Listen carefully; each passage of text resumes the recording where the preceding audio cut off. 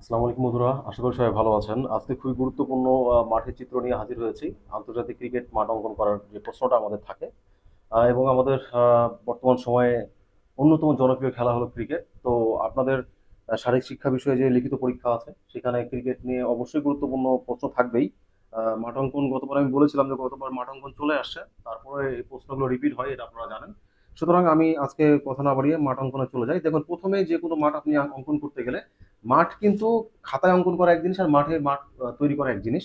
সুতরাং আপনাদের সবচেয়ে গুরুত্বপূর্ণ যে বিষয়টা সেটা হলো মেজারমেন্ট। এই মেজারমেন্ট গুলো আপনার ঠিক থাকলে সব ঠিক। মাঠটা মাঠের মতো হলেই হলো, আপনাকে কেউ বলবে না যে আপনি কত সেন্টিমিটার নিলেন, কত মিটার নিলেন। বিষয়টা হলো যেটা যতটুকু চেয়েছে ততটুকু ততটুকু মাঠের মধ্যে আছে কিনা, খাতার মধ্যে আছে কিনা। আমি এখানে লিখে রাখছি, এটা আপনাকে লিখে দিতে হবে না, আপনি মাঠে লিখে দিলেই হবে। আমি এটা লিখে রাখছি জাস্ট জিনিসগুলো সহজভাবে বোঝানোর জন্য। দেখেন, আমাদের জানি যে একটা ক্রিকেট মাঠের সবচেয়ে গুরুত্বপূর্ণ অংশ হলো পিচ, এবং এই পিচের অংশগুলোই হলো গুরুত্বপূর্ণ একটি মাঠের জন্য। সুতরাং আমরা মাঠ যতটা গুরুত্বপূর্ণ না, বিশেষ করে বাউন্ডারি লাইন বা মাঠের অন্যান্য অংশ যতটা গুরুত্বপূর্ণ, তার চেয়ে বেশি গুরুত্বপূর্ণ হলো পিচটা তৈরি করা, কারণ ক্রিকেট পিচের সাথে বাকি সবগুলো সম্পৃক্ত। সুতরাং আমরা পিচটা যদি ঠিকভাবে করতে পারি, পিচের সাথে বাকিগুলো আমরা ইজিলি তখন বসাই দিতে পারবো। দেখুন, আমরা জানি যে একটা পিচ হলো, পিচের দৈর্ঘ্য হলো 22 গজ এবং প্রস্থ হলো 20 গজ। যদিও মিটার হবে 20.12 মিটার এবং প্রস্থ 3.5 মিটার। আমরা জানি যে আমরা মূলত 22 গজটা যেহেতু ব্যবহার করি, কারণ আমরা এই পরিচিত আর কি 22 গজের সাথে 10 ফুটের সাথে। এবং এই নিয়ে আমার একটা বইও আছে, আপনারা জানেন, 22 গজে লড়াই। এই 22টা মূলত এখান থেকেই এই কনসেপ্টটা নেওয়া। তো আমরা পিচের দৈর্ঘ্য প্রস্থ দেখলাম, আমি এখানে গজ এবং ফুটটাই ব্যবহার করব, 22 গজ এবং 10 ফুটটাই ব্যবহার করব। এরপরে চলে আসি, দেখেন ক্রিজ আমি এখানে লিখে রাখছি। সবচেয়ে একটা কন্ট্রোভার্সিয়াল এবং কনফিউজিং একটা ইয়ে হলো পিচ এবং ক্রিজ। আমরা যারা ক্রিকেটের সাথে অতপ্রতভাবে জড়িত না, তারা মনে করে কি পিচ এবং ক্রিজ হলো একই। না, পিচটা হলো মূলত পূর্ণাঙ্গ একটা অংশ এবং তার খণ্ডিত অংশ হলো ক্রিজ। এই ক্রিজের উপরই আলাদা আলাদা অংশ আছে। আমরা জানি ক্রিজ 3 প্রকার। প্রথম প্রকার পপিং ক্রিজ, দ্বিতীয় প্রকার বোলিং ক্রিজ, তৃতীয় প্রকার রিটার্ন ক্রিজ। ঠিক আছে, এরপরে আসেন পিচের মধ্যে আরেকটা গুরুত্বপূর্ণ বিষয় থাকে, সেটা হলো স্ট্যাম্প। স্ট্যাম্পের একটা দৈর্ঘ্য প্রস্থ আছে, দৈর্ঘ্য হলো 28 সেন্টিমিটার, অর্থাৎ 28 ইঞ্চি। অর্থাৎ হলো আপনার যে লম্বাতে 28, মাটির উপর থেকে পুতার যে নিচে অংশটা সেটা বাদ দিয়ে উপর থেকে 28 ইঞ্চি হবে, এবং এর প্রস্থ অর্থাৎ স্ট্যাম্পটা মূলত হবে 3টা স্ট্যাম্প মিলে 9 ইঞ্চি। ঠিক আছে, এছাড়া একটা ডেঞ্জার জোন আছে 2 ফিটের, যেটা পপিং ক্রিজ থেকে 5 ফুট সামনে থেকে ডেঞ্জার জোন বলা হয়। এটা হয়তো অনেকে জানেন না। ডেঞ্জার জোনটা বলা হয়, এবং ডেঞ্জার জোন মাঝে মাঝে দেখবেন ব্যাটসম্যান বোলারকে আম্পায়ার সতর্ক করে। ঠিক আছে, তো মূলত এই মাপগুলো হলো খুবই গুরুত্বপূর্ণ। এছাড়া আছে কি আমরা জানি 30 ইয়ার্স, তাই না? 30 গজের একটা সার্কেল আছে, 30 গজের একটা আমরা সার্কেলের বিষয়টা জানি। তো আজকে আমরা মাঠ এই বিষয়গুলো নিয়ে মাঠ করার চেষ্টা করি। চলুন দেখি, শুরু করা যাক। বিসমিল্লাহ। আমরা শুরুতেই দেখুন, আমি আরেকটা বিষয় আপনাদেরকে বলে দিই যে মাঠ মূলত আপনি খাতাতে এই মেজারমেন্টগুলো ইম্পর্টেন্ট। আপনি কোত্থেকে শুরু করছেন, কিভাবে শুরু করছেন, এটা আপনার ব্যাপার। যেমন আমি যদি এই স্কেলের কথাই বলি, স্কেলে আপনি আপনার মতো করে একটা মাপ ধরে নেবেন, আমি আমার মতো করে একটা মাপ ধরবো, এটাই স্বাভাবিক। এখানে এক এক জনেরটা এক এক রকম হবে, তাই না? তো আপনি যেই মাপে কমফোর্টেবল সেই মাপটাই নেবেন। আমি যেমন এখানে একটা মাপ নিচ্ছি, এই মাপটা আমি যেমন আমি হচ্ছে যে স্কেলে দেখেন সেন্টিমিটার আছে, আমি সেন্টিমিটারে নিব। ক্রিকেট পিচ কিন্তু সাধারণত উত্তর দক্ষিণ মেরুতে হয়, উত্তর দক্ষিণ মেরুতে হয়, ঠিক আছে, মানে দিকে হয় আর কি। তো আমি এখানে মূলত যেটা করব সেটা হচ্ছে, প্রথমে আগে আমি পপিং ক্রিজের আছে প্রস্থটা আগে নিয়ে নেব। আমাদের মাঠটা সুন্দরভাবে ডেকোরেট করার জন্য আমি আগে পপিং ক্রিজটা নিয়ে নেব। পপিং ক্রিজ নিলে কি হবে, আমাদের জন্য সুবিধা হবে। ঠিক আছে,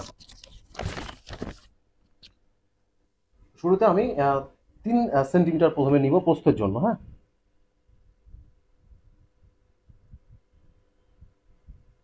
আপনারা প্রথমে এভাবে ফুটা দিয়ে নেবেন। ফুটা দিয়ে নিলে সুবিধা হবে যে আপনার মার্কিংটা করতে সহজ হবে। আমি আগে প্রস্থটা নিয়ে নিলাম, এরপর আপনি দৈর্ঘ্যটা উপরটা নেন। আমি দৈর্ঘ্যটা নিলাম 8 সেন্টিমিটার। দৈর্ঘ্যটা নিলাম 8 সেন্টিমিটার। ঠিক একইভাবে আমি যদি এই পাশেও নিয়ে নিই প্রথমে 3 সেন্টিমিটার। আমি আমারটা নিচ্ছি, আপনি যদি খাতা বড় করতে পারেন, আপনার যদি সেই সুযোগ থাকে। আচ্ছা, এখানে মার্কিং করে নিলাম আগে আগে, তারপর মিলাই নিই। হ্যাঁ, আচ্ছা, মার্কিং করা হয়ে গেছে, তারপর মিলাই নিলাম আমার এটা। ঠিক আছে, মিলাই দিলাম এবার। হ্যাঁ,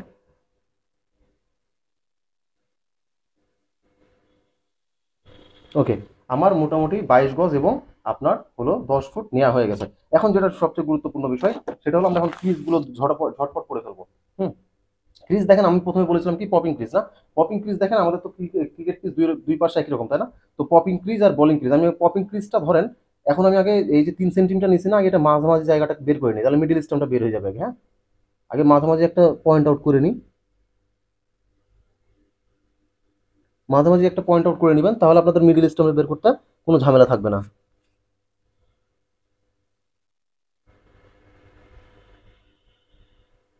ওকে, আচ্ছা, ঠিক আছে। তাহলে মাঝামাঝি জায়গা বের হয়ে গেল। এখন আপনারা যেটা করবেন, গুরুত্বপূর্ণ বিষয় হলো এখন আপনারা প্রথমে বোলিং ক্রিজটাকে বের করে নেন। বোলিং ক্রিজটা আমরা জানি কি, বোলিং ক্রিজটা আমরা বলেছিলাম কি 8.8 ফিট, সরি 8 ফিট 8 ইঞ্চি, অর্থাৎ দুই পাশে মিডল স্টাম্প থেকে লেগ সাইডে 4 ফিট 4 ইঞ্চি, অফ সাইডে 4 ফিট 4 ইঞ্চি। তাহলে আমরা এখানে 4 ফিট 4 ইঞ্চির জন্য আমরা এখানে যে 3 সেন্টিমিটার নিয়েছিলাম, এখান থেকে আমরা 1 সেন্টিমিটার করে নিয়ে নিই। এটা আমরা 1 সেন্টিমিটার করে নিলাম। হ্যাঁ, আমরা 1 সেন্টিমিটার করে নিয়ে নিলাম। এখন এই 1 সেন্টিমিটার গেল, এটা হলো বোলিং ক্রিজ। আমি এটা মিলাই দেবো কার সাথে, পপিং ক্রিজের সাথে। পপিং ক্রিজটা ধরেন আমি এখান থেকে এক সেন্টিমিটার নিলাম, 1 সেন্টিমিটার নিয়ে সামনে আমি পপিং ক্রিজটা করে দিলাম। আগে করে দিই, তারপর আপনাদেরকে মার্কিংটা আমি বুঝাই দিচ্ছি। এখান থেকে ধরেন 1 সেন্টিমিটার, এখান থেকে একটা মার্কিং করেন, জাস্ট ফোঁটা দিয়ে নেন, নিয়ে এই যে পপিং ক্রিজটা আগে বানাই ফেলেন, পপিং ক্রিজটা আগে বানাই ফেলেন। ঠিক একইভাবে কিন্তু দুই পাশে একই কাজ করবেন। আমি এক পাশে বুঝাই দিলে হয়তো ভালো হতো, তাহলে আমার মনে হয় যে সময়টা কম হতো। তারপরে করে দিন, হলে আপনাদের কনফিউশন হবে। ওকে, তারপরে 1 সেন্টিমিটার আমরা নিয়ে নিলাম, এখানে 1 সেন্টিমিটার নিয়ে নিই, এখানে নিয়ে আমাদের পপিং ক্রিজটা দুই পাশে হয়ে গেল। আমরা আগে পপিং ক্রিজটা যদি ঠিক করি, তাহলে বোলিং ক্রিজ এবং রিটার্ন ক্রিজটা সহজ হয়ে যাবে। এবার দেখেন যে এই যে আমরা বোলিং ক্রিজ আমরা যেটাকে বলছি, এই অংশটাকে স্ট্যাম্পের সাথে যেটা থাকে, সেখান থেকে আমরা এই পপিং ক্রিজের সাথে মিলাই দিলাম। হ্যাঁ, দুইটা আমরা মিলাই দিলাম। এই দুটা নিশ্চয়ই এবার বুঝতে পারছেন যে এই যে স্ট্যাম্প আছে, স্ট্যাম্পের হিসেবে পরে আসছে, স্ট্যাম্পের যে অংশটা আছে এটা হলো বোলিং ক্রিজ, এটা হলো পপিং ক্রিজ। আর রিটার্ন ক্রিজ হলো এই যে শেষ ভাগ আছে, শেষ ভাগের যে 4 ফিট আমরা পাইলাম, যে 4 ফিট এবং পেছনে 4 ফিট আসতে হবে। ঠিক, পেছনে 4 ফিট। আমরা এখানেও 1 সেন্টিমিটার নিয়ে নিলাম। হ্যাঁ, আমরা এখানেও 1 সেন্টিমিটার নিয়ে নিলাম, তাহলে আমাদের মাপটা সঠিক হবে। ওকে, তাহলে আমরা দেখতে পাচ্ছি এখানে রিটার্ন ক্রিজও হয়ে গেল। আমরা দুই দুই পাশেটা করে ফেলি, তারপর আমরা মার্কিংটা বুঝাই দিচ্ছি আমি।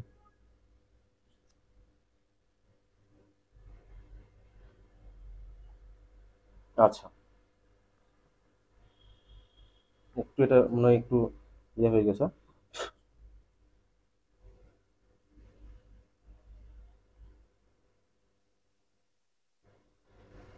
ওকে, ঠিক আছে, আমরা এটা গেল। এবার আসেন, আপনারা এবার জিনিসটা আপনারা বুঝে নেন।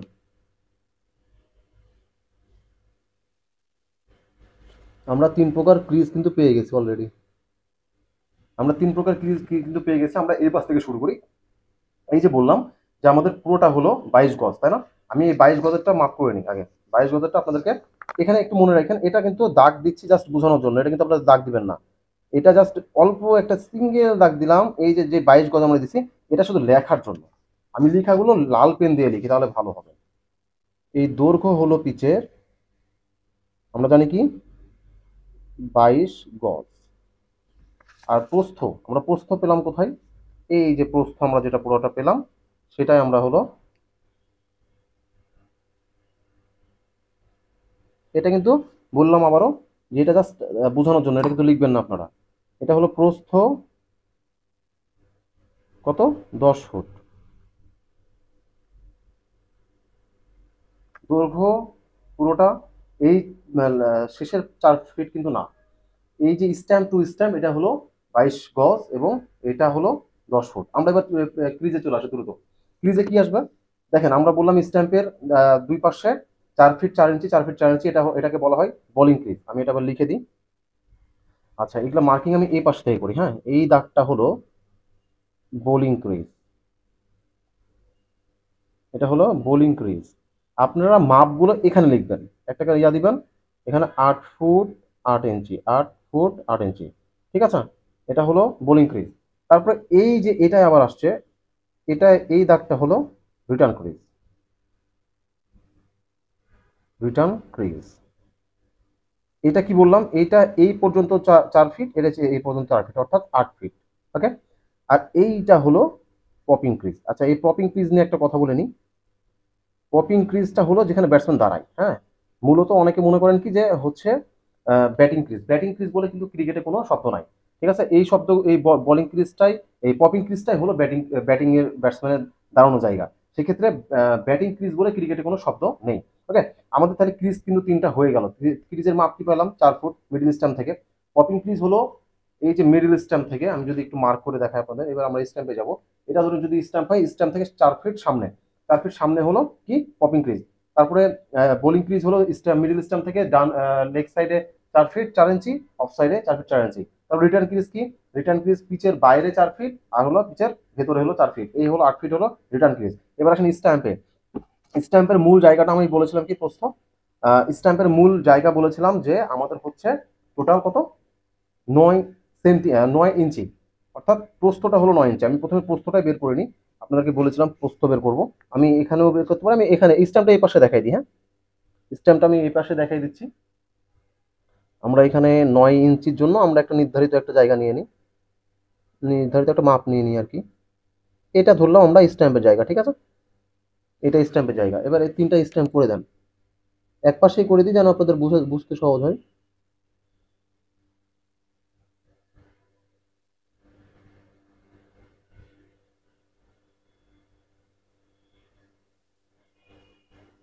এইটা হলো এইটা হলো 28 ইঞ্চি, অর্থাৎ লম্বাটা, দৈর্ঘ্যটা।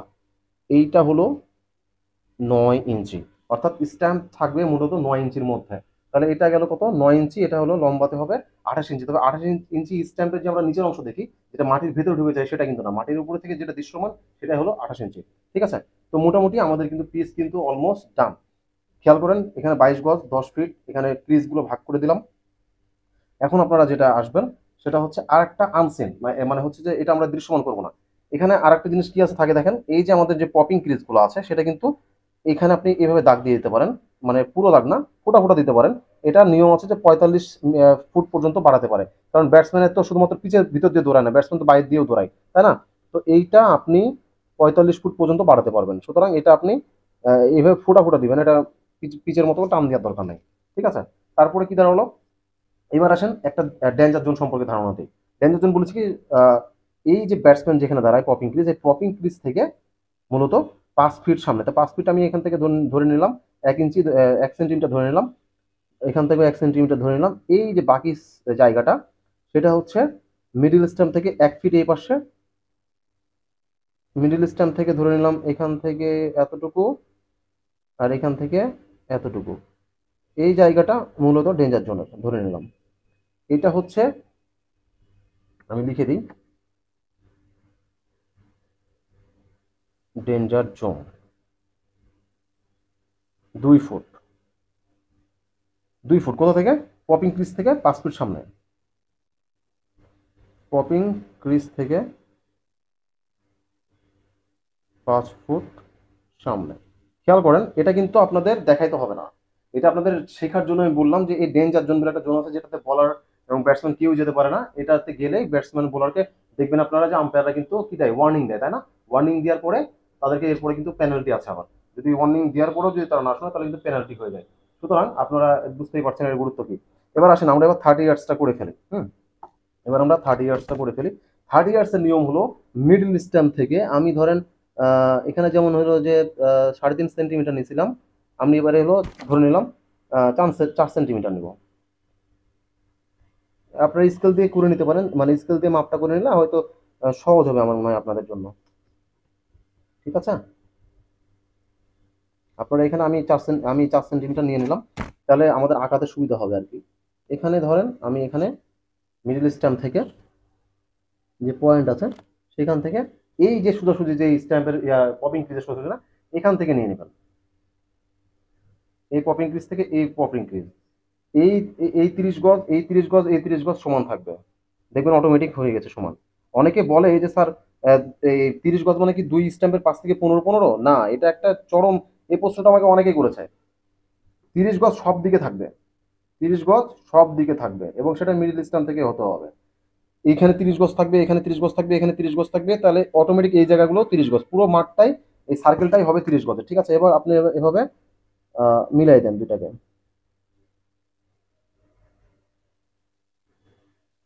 দুইটাকে মিলাই দেন, তাহলে এটা 30 গজ হয়ে গেল। ঠিক আছে, আপনার 30 গজের কিন্তু সার্কেল শেষ। এখন আপনি খেয়াল করেন যে মাঠের আর বাকি থাকছে কি, মাঠের আমাদের ফুল বাউন্ডারিটা শুধু বাকি থাকতেছে। দেখেন এবার বাউন্ডারি সম্পর্কে দুইটা কথা না বললে না, বাউন্ডারি, ক্রিকেটের বাউন্ডারি কিন্তু একরকম হয় না। ধরেন একদিকে বাউন্ডারি মাপ কত আমরা জানি, এটা হলো, এটা কত ধরলাম আমরা, এটা হলো 30 গজ সার্কেল, 30 গজের সার্কেল, এটা কিন্তু লিখতে হবে। এটা কিন্তু না লিখলেও হবে, হ্যাঁ, এটা কিন্তু লেখার দরকার নাই, এটা না লিখলেও কোনো সমস্যা নাই। এটা গেল আপনার, এটা গেল হচ্ছে আপনার 30 গজ সম্পর্কে ধারণা পেয়ে গেলেন নিশ্চয়ই, যে স্ট্যাম্প থেকে আমার 30 গজ সব দিকেই হতে হয়। সেই জন্য এই স্ট্যাম্প থেকে, মিডল স্ট্যাম্প থেকে এই পপিং ক্রিজ বরাবর এই পর্যন্ত এখান থেকে টান দিলে, এখানে এই পপিং ক্রিজ বরাবর নিলেই, আর এখান থেকে এই পপিং ক্রিজ বরাবর নিয়ে চারটা যদি মিলাই দেন, দুইটা যদি মিলাই দেন, চারটা দাগ, তাহলে আপনার হচ্ছে অটোমেটিক 30 গজই সব দিকে 30 গজ হয়ে যাবে। এটা 15 15 30 গজ না, এই ভুলটা ধারণাটা ভেঙে ফেলেন। তারপর আসলে আমরা মাঠটা করি। মাঠে বাউন্ডারি আমি বলেছি কি, যে ক্রিকেটের বাউন্ডারি নির্দিষ্ট নাই, অর্থাৎ এইদিকে 60 মিটার হতে পারে, এদিকে 90 মিটার হতে পারে, এদিকে 50 মিটার হতে পারে, অর্থাৎ মাঠের বাউন্ডারি হলো 50 থেকে 90 মিটারের মধ্যে। ওকে, তো আমি এখানে জাস্ট হলো একটু যেহেতু এটা গোল হবে না, এটা হচ্ছে ডিম্বাকৃতির হবে, তারপর আমি আজকে জাস্ট হলো এই ওভাল ওভাল গোল ইয়া করে দিচ্ছি। হ্যাঁ, যদিও একটু বড় হয়ে গেছে, আর একটু ছোট করে নিই। তারপর লেখার মধ্যে চলে গেছে, যাই হোক, এটা আপনারা একটু ইয়া করে নেবেন, এটা কোনো সমস্যা না, কারণ মূল কাজ আমাদের এটা না, এটাতে ভুল ধরার কোনো সুযোগও নাই। এটা জাস্ট হলো বাউন্ডারি অনেক রকম হতে পারে, আমি জাস্ট একটা দেখাই দিব এই আর কি। ঠিক আছে, তো এটাও ঠিক একইভাবে আপনারা এই চেষ্টা করবেন। এটা না মিলিয়ে দিলেও কোনো সমস্যা নেই, ওটা এটা মাপ নিয়ে মিলাইতে হবে, এটা নেসেসারি না, কারণ এটা যেহেতু কম বেশি আছে, এটা সব যেহেতু একরকম হয় না, সেক্ষেত্রে আপনাদের কোনো সমস্যা নাই। ঠিক আছে, তাহলে মাঠ কিন্তু মোটামুটি হয়ে গেল। এখন আসেন ফিল্ডিং পজিশন, খুবই গুরুত্বপূর্ণ একটা অংশ। আমাদের মাঠ কিন্তু হয়ে গেল। এখন আপনার ফিল্ডিং পজিশনে চলে আসি। ফিল্ডিং পজিশনে কালারটা একটু চেঞ্জ করি। এখানে ধরেন বোলার, এখানে ধরেন আমি ও আচ্ছা, এই পাশেও স্ট্যাম্পটা দিয়ে দিলাম, তাহলে সুবিধা হবে। স্ট্যাম্পটা দিলে আপনাদের নাহলে এবার বোলার ইয়া করতে, ফাইন্ড আউট করতে সমস্যা হবে।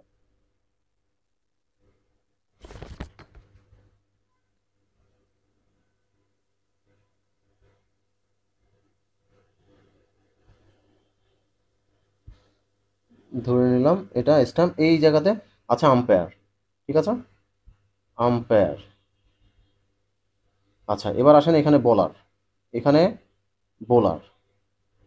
আচ্ছা, এগুলো লাল কালি দিয়ে করে দিই, নাহলে আপনাদের বুঝতে সমস্যা হবে, বা কালো কালি দিয়ে না, আমি লাল কালি যেহেতু দিচ্ছি বোঝার স্বার্থে। বোলার, এটা বোলার। এই স্ট্যাম্পের পেছনে কে থাকে? Wicket keeper. আমরা জানি কি, ডাব্লিউ কে লিখলাম উইকেট কিপার, তারপর উইকেট কিপারের পেছনে থাকে ফার্স্ট স্লিপ, এটা ফার্স্ট স্লিপ, আমরা এটা এখানে ফার্স্ট স্লিপ করে দিলাম। তারপরে কি, আমরা এখানে ব্যাটার দাঁড়াইছে, এখানে হলো পয়েন্ট, পয়েন্ট। এই ব্যাটসম্যান এখানে আছে, এখান থেকে একটু ব্যাকওয়ার্ডে যান, এখানে হলো ব্যাকওয়ার্ড পয়েন্ট, পয়েন্ট। তারপরে ব্যাটসম্যানের সামনে আসেন, এখানে হলো ধরে নিলাম কাভার, এই কাভার আবার ডিপ কাভার আছে, তাহলে এখানে ডিপ কাভার,